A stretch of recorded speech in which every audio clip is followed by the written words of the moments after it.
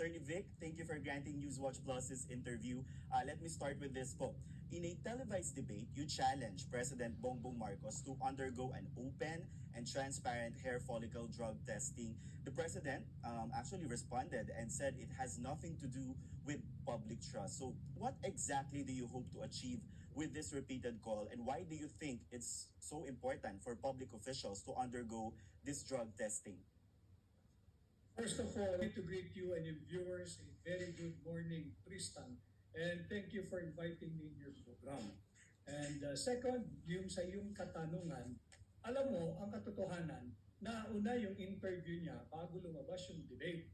At yung debate na yan is just a response to the question propounded by GMA7 on whether or not I favor a mandatory drug testing for all elected and appointed public official.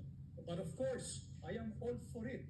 And I said that the testing should be done at all levels, all positions, beginning with the office of the president down to the very last, not really the very least among the civil servants. So marapat lang naman na gawin natin yan sapagkat iba yung standard ng naglilingkod sa gobyerno, whether elected or appointed, sapagkat sila ay humihipo ng ating pera.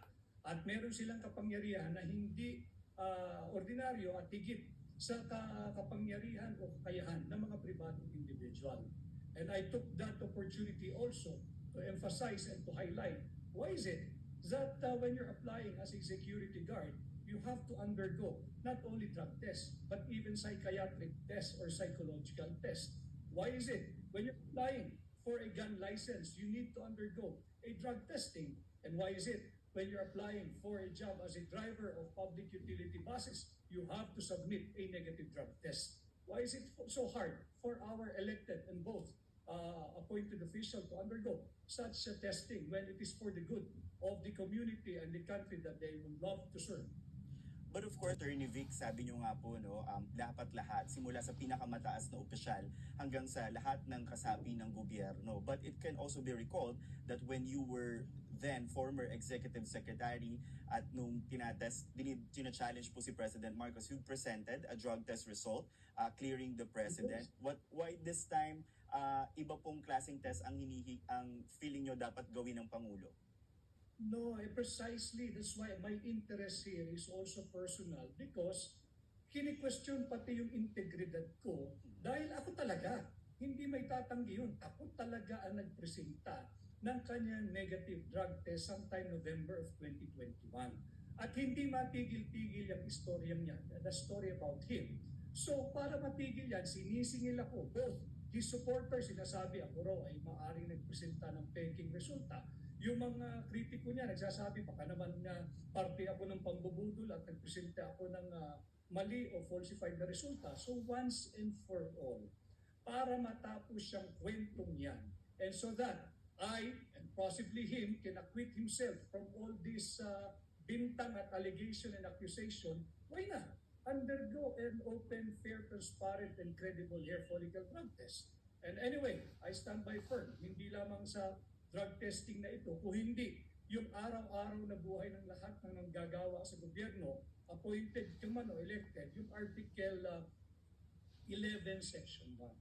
That public office is a public trust. And all officials, whether you're elected, more so, and whether you're appointed, must hold themselves accountable at all times to the people, including you, including me. With the president saying na it has nothing to do with public trust, yung magiging resulta man ng drug follicle test. Kung anong opinion niya at anong opinion ko eh. Now that he has responded at ayaw niya, let the people, let the ordinary Filipino form their own opinion. At hindi na mahalaga yung aking opinion, ang akin sinabi ko na lahat across the board, even Vice President Inday Sara, when she was challenged to undergo psychiatric test, pumayag siya at dinagdagan pa niya pati drug testing. Umatras naman yung mga naghahamon sa kanya eh. So bakit may pumapayag na hindi pumapayag? So let the public form their own opinion. Yun ang akin. But for my personal interest, gusto ko ring malaman, ako ba'y nabudol din o tamang hindi siya talaga dapat akusahan. Kaya nga sabi ko, pag nag-negative yan, ang sarap nyo na vindication sa kanya. puntahan niya lahat na nag-akusa sa kanya at tumatawag sa kanya ng kung ano-anong pangalan. Sampal niya yung resulta niya. President Marcos, also during that same ambush interview last week, katulad nga po ng sabi nyo, natanong si Pangulo bago pa umere yung televised debate. But going back to what he said, following yung pagsasabi niya na it has nothing to do with public office and public trust, sabi niya rin po, or he even questioned your association with him in an official capacity. What is your response and how does actually describe your relationship with him ngayon? Ika nga, no love lost? Magkasama kami. Matagal na panahon, magkasama kami. Ako nga ang nagpresenta nung kanyang drug test. Sapagkat ako'y naniniwala na tama yung aking presenta. Subalit patuloy itong kwentong ito at patindi ng patindi. So once and for all, tapusin na yan. Kung wala ka namang tinatago, bakit ka mangangamba? Napakadali.